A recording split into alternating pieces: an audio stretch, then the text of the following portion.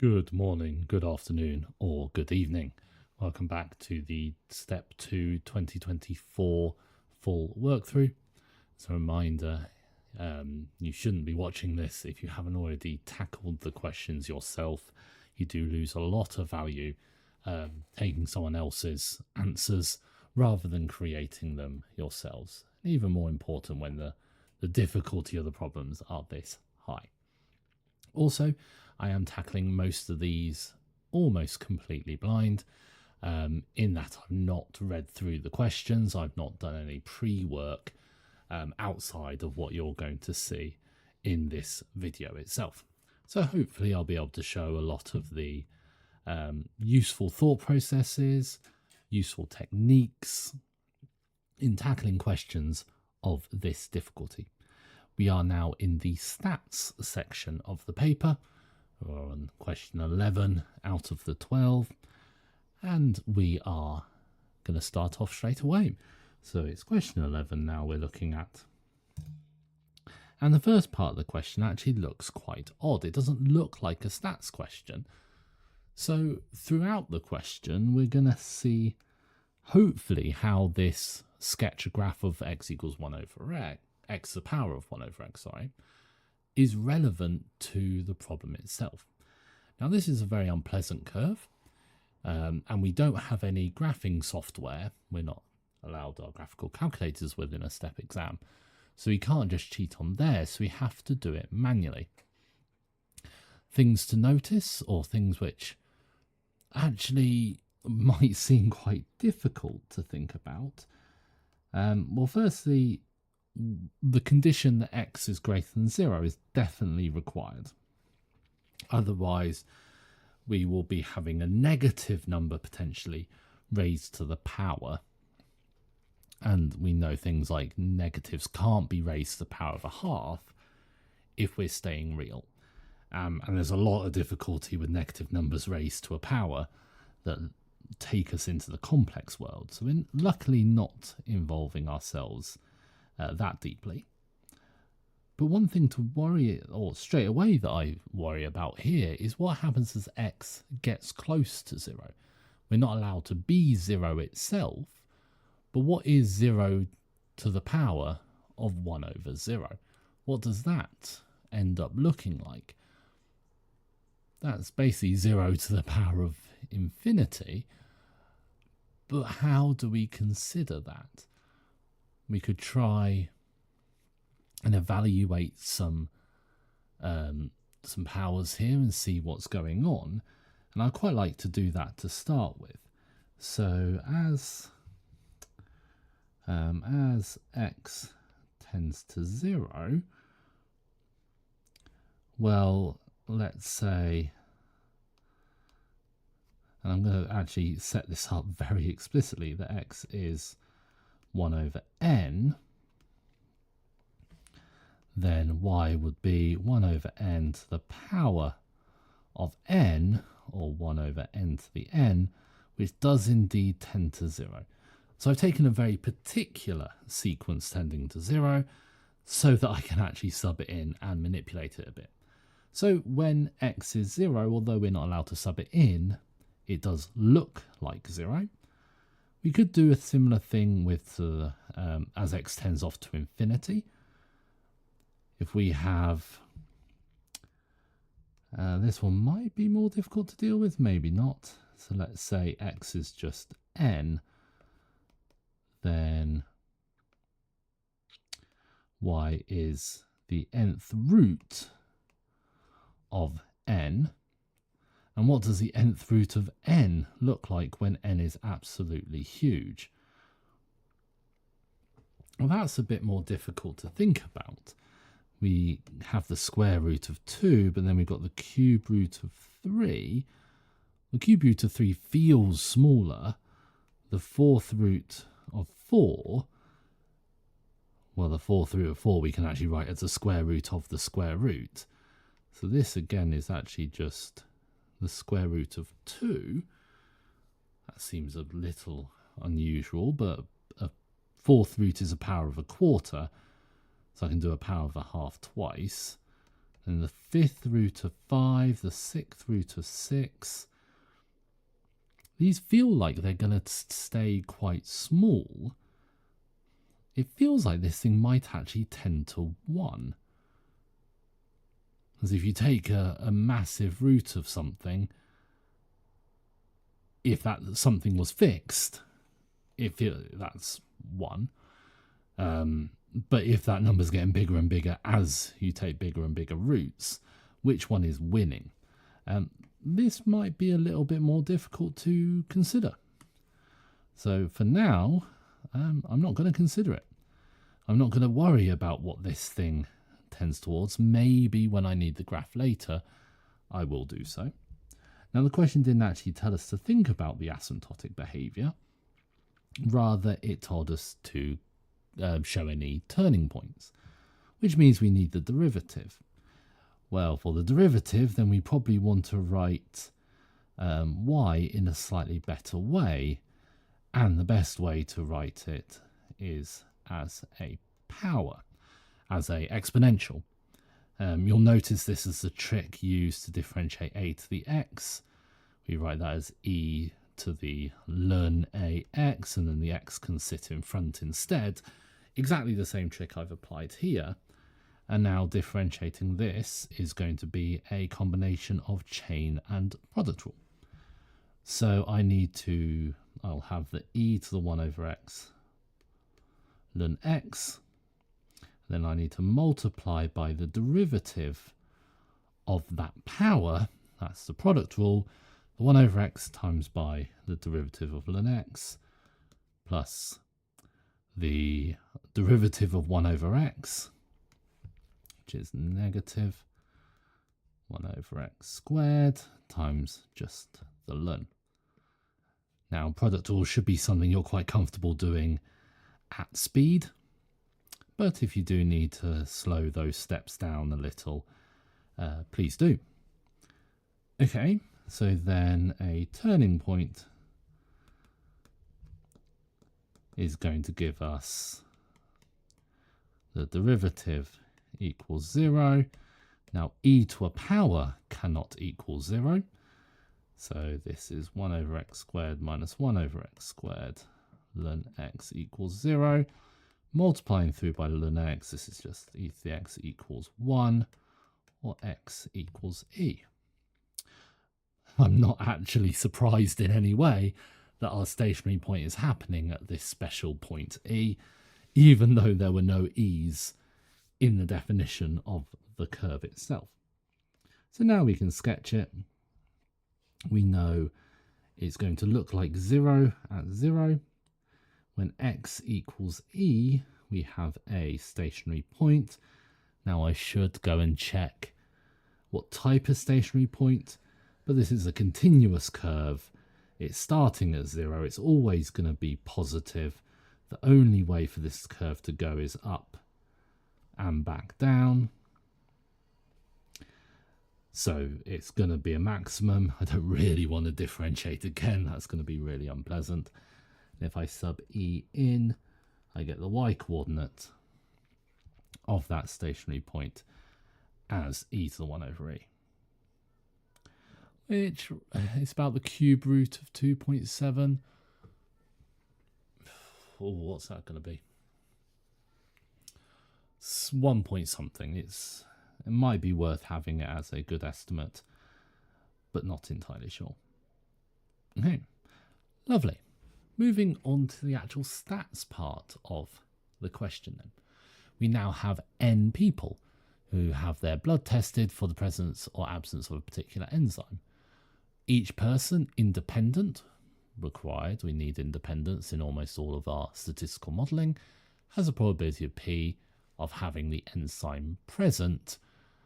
P is between 0 and 1, so it's not...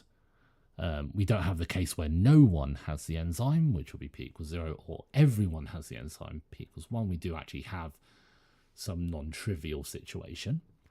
And the blood test always correctly determines whether it's present or not. That's good. So we've got a perfect test for the presence of this enzyme. Not something that happens in real life. Almost all real life tests have a chance to give a false positive. or a false negative even. The following method is used. The people are split into groups, so equal sized groups are groups of size k.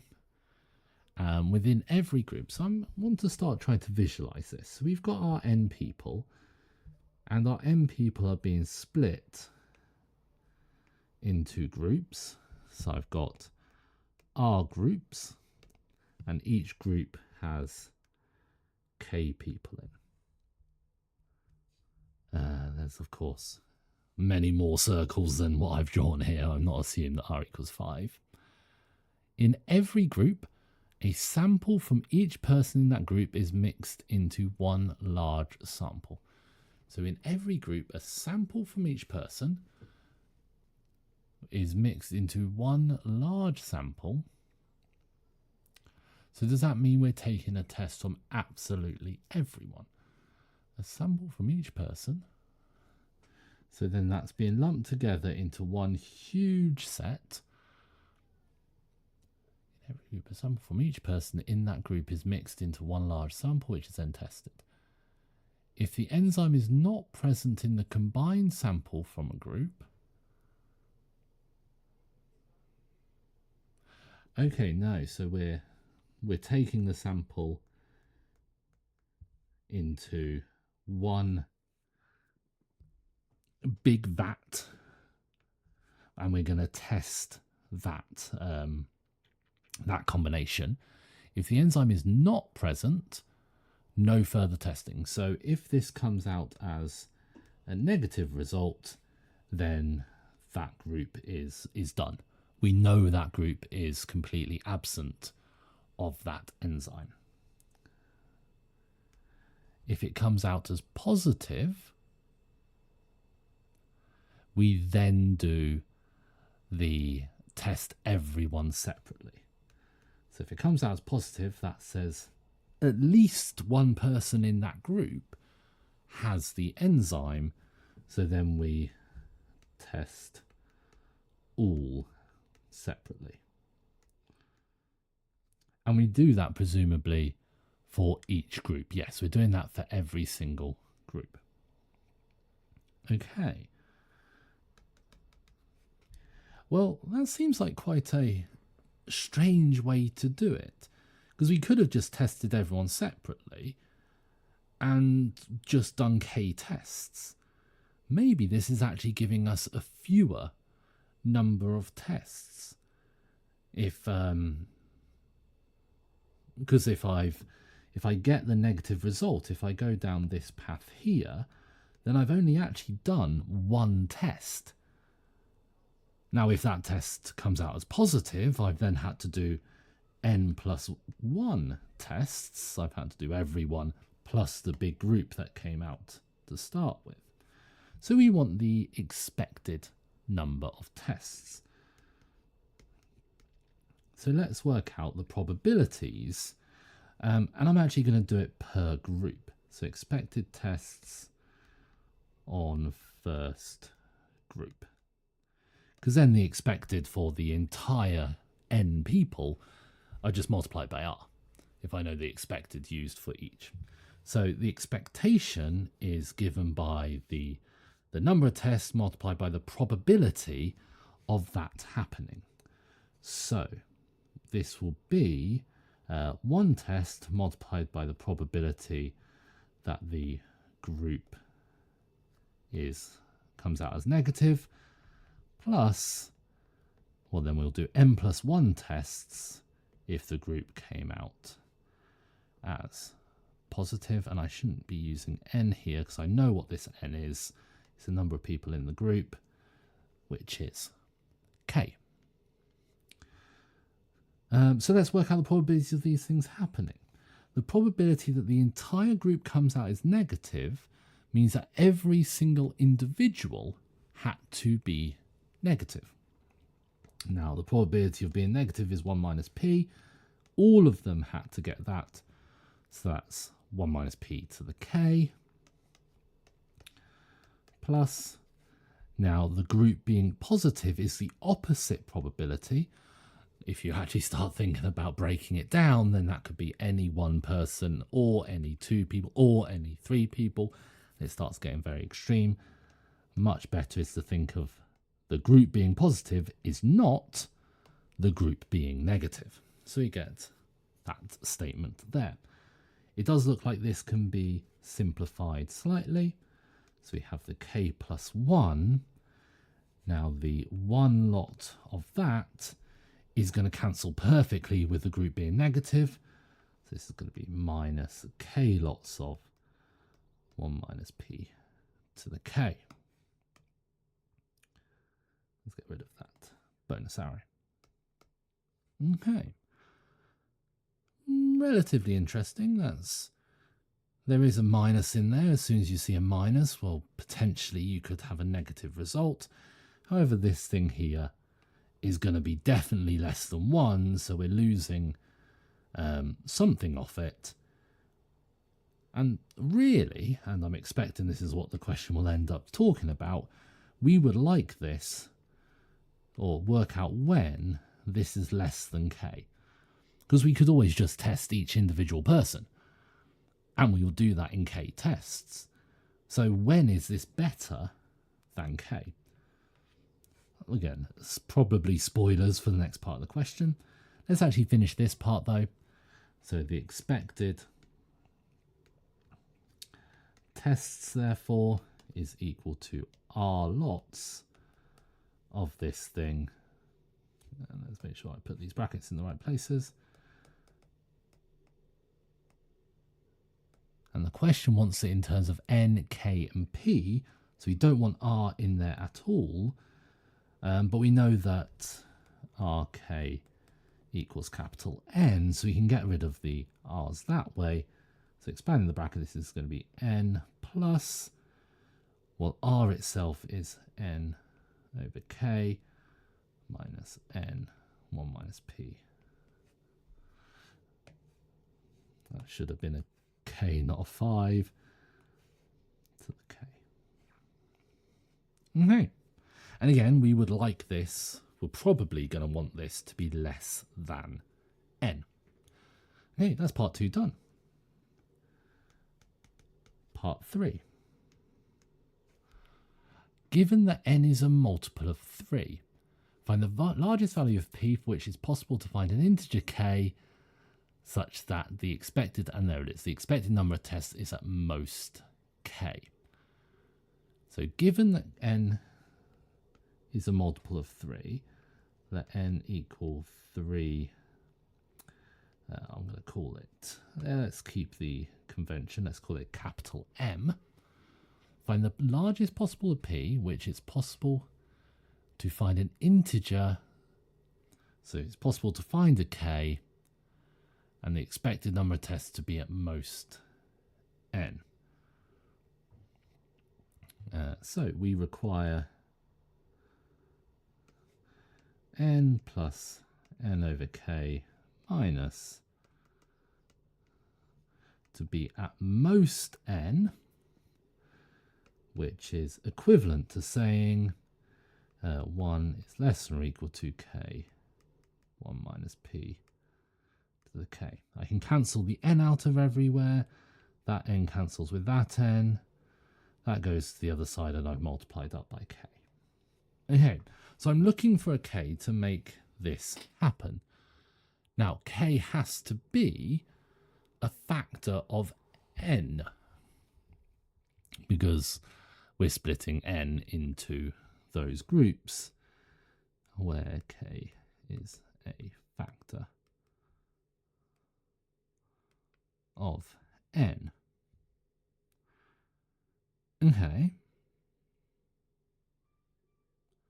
Well, I could rearrange this to actually get a condition on p. And that seems to be what the question is wanting. It was talking about find the largest value of that. So I'm going to worry about what k could be later. Now, this is very much making me think that we're going to be picking k either to be 3 or m. Because we can't actually guarantee any better. N could be something like 51, 3 times 17, 3 times a prime number. And I can't actually split N in any other way. So let's do exactly as I'm suggesting. Let's rearrange this. So I'm going to divide through by the k, take the kth root. So this is 1 over k to the power of 1 over k is less than or equal to 1 minus p. I should worry a little bit about taking a kth root. If I'm taking a square root, then I know I can actually have two different regions, but everything's positive here, so we can kind of get away with it. So then p is less than or equal to 1 minus 1 over k, the power of 1 over k. Okay. Now I'd quite like to link this with part I of the question. And I kind of mentioned right at the beginning of the problem, what is part I doing here? No doubt we're going to use it somewhere. Well, this feels like where we're going to use it. And now I've actually just looked back at part I and realised we didn't actually finish the question. We did the sketch, but not the maximum value. So I'm going to do one more line of working here and then go back to that. And that is to make it really obvious what how it's linked. So I'm going to rewrite the fraction to a power as a power inside the fraction, and then the denominator here is exactly the function that part I was dealing with.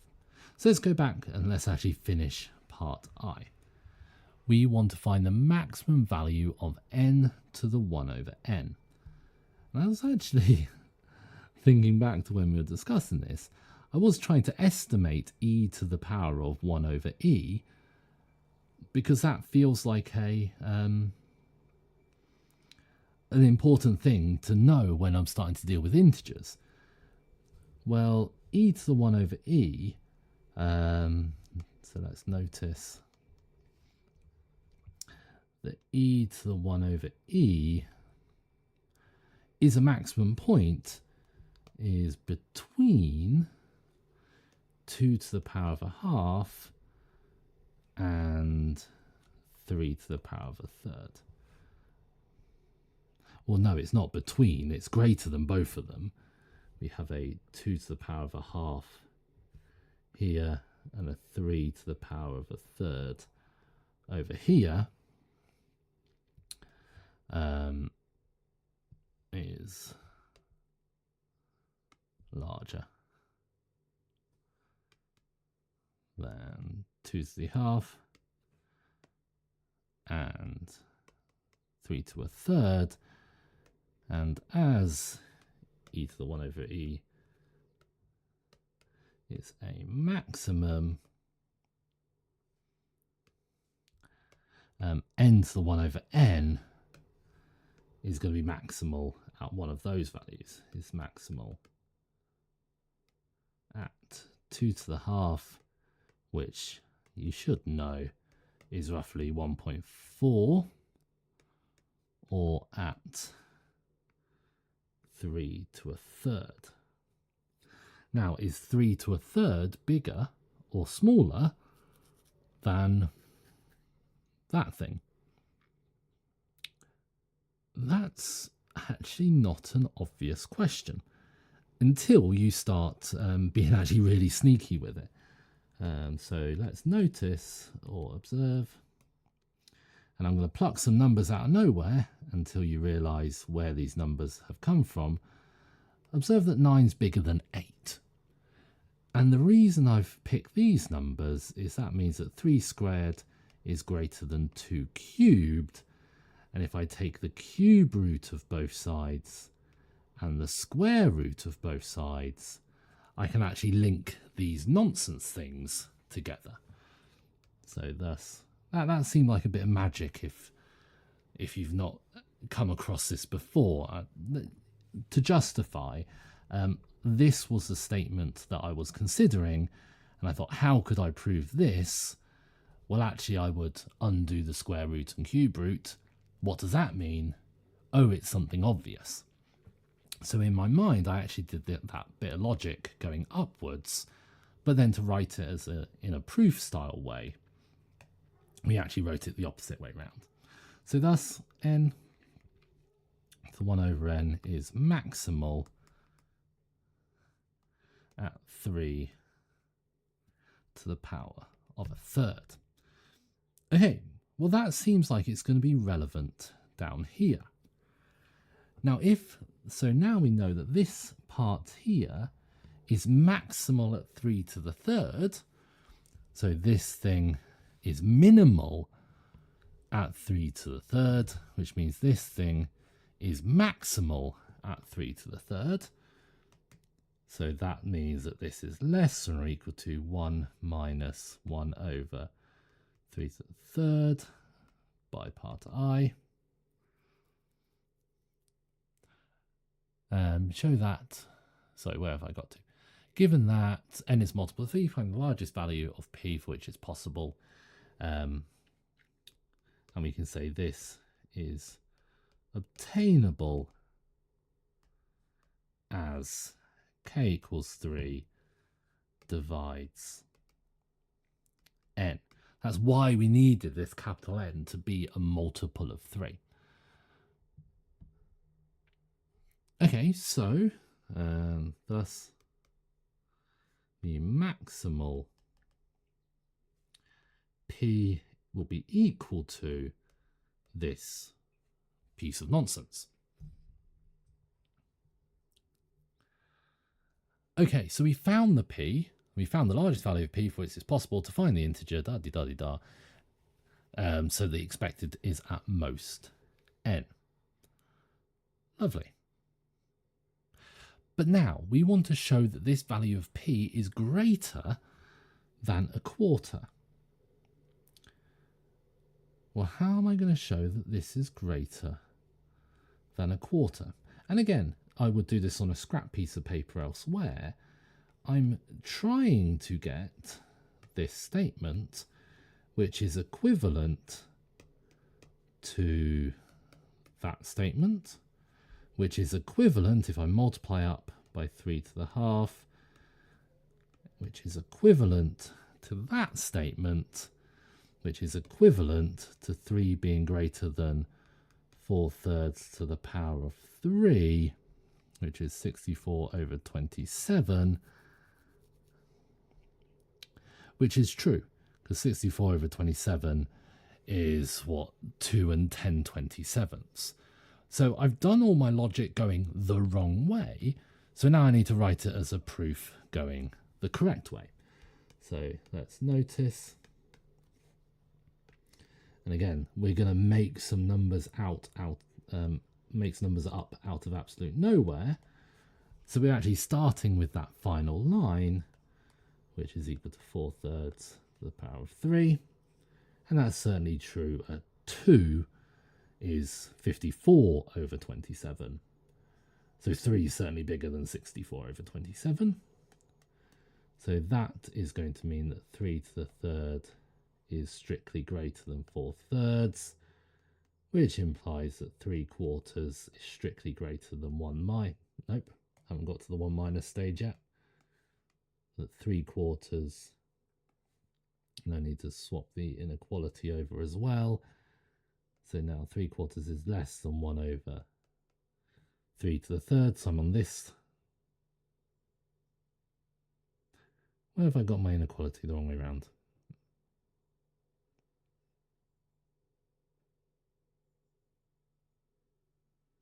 Hang on, what's gone on?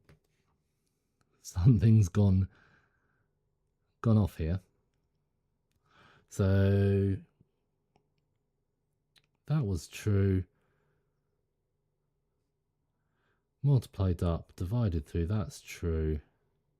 That's true. I've started here. I've got that line. No, because I'm writing things on the opposite side, so I'm not swapping the inequality. I'm writing things on the opposite sides. Okay, that's fine. Which then means that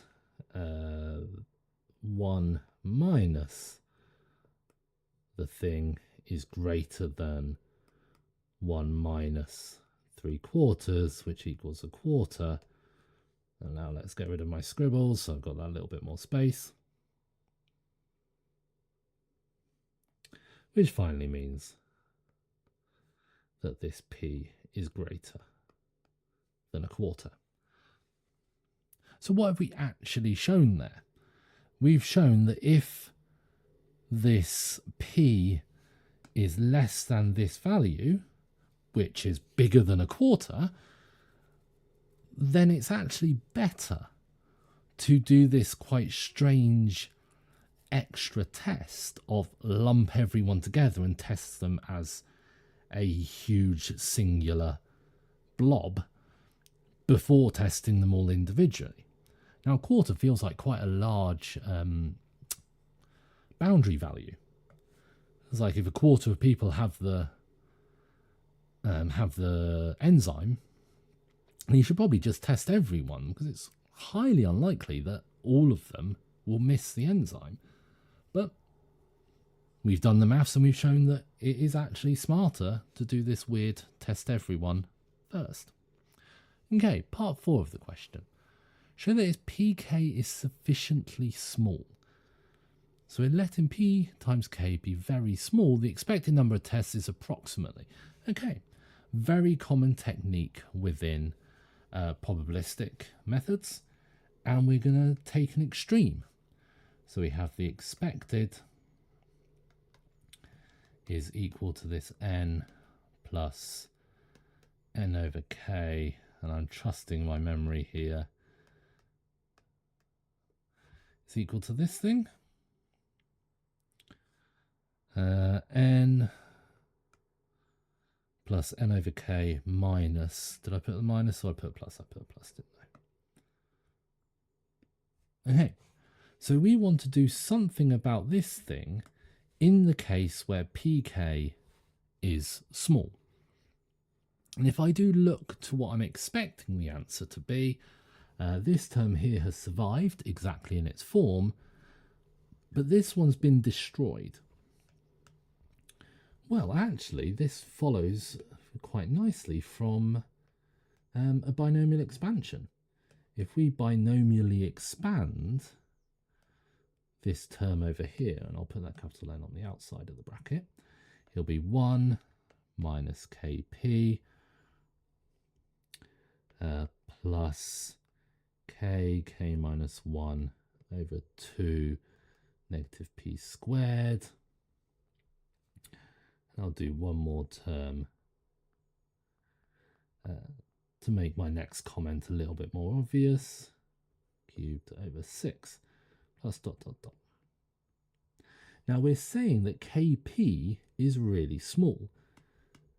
So let's have a look at the things which look like powers of kp. If kp is small, then any power of it is even smaller.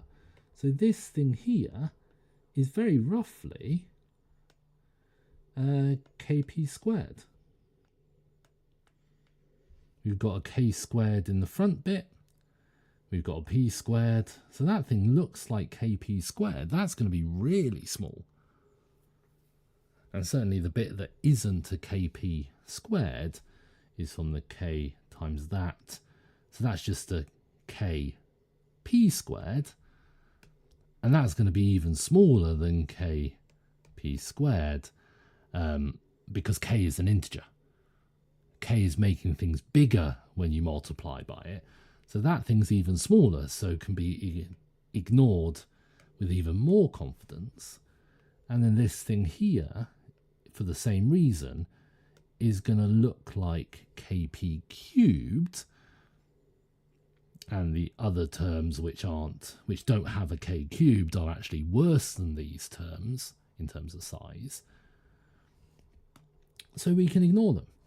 And that's the kind of the power. And you've probably seen this technique in other binomial expansion style problems where we just ignore higher powers because we know they're going to be small. So this ends up looking as so. The n and the minus n in the bracket are going to cancel. This is n kp minus n kp, oh no, plus because it's now a minus minus, which is n 1 over k plus pk. Okay, nice. And I should probably put the correct approximation symbol when we actually did the approximation step. So at that point, we made the approximation by noticing the kp was small. Okay. In the case where p is 0.01, show that choosing k as 10 gives an expected number which is only 20%. So we can do 5 times better. 20% of being a fifth. We can do 5 times better than testing everyone in this scenario. So let's put all of that in. So in the case where p is 0.01, so let's let p equal 0.01, and we're going to pick k to be 10. The expected is now going to be equal to n times a tenth plus p times k is another tenth, which is a fifth of n. Well, that's actually just done, isn't it? That was a little bit of a fast ending to this question, which is about 20%. And this is an inequality here, a roughly equal to here of n. So actually, the end of that question just fell out really pleasantly. I was a big fan of these stats step questions. They made more sense in my mind, and dealing with these expectation functions is not something you do very much at A level, but if you're comfortable with these expectation calculations, these problems actually turn out to be really pleasant, with the only other real difficulty or unusualness being manipulating these inequalities in clever ways. So we have one more question on this step paper, which you'll see if you keep watching the playlist below.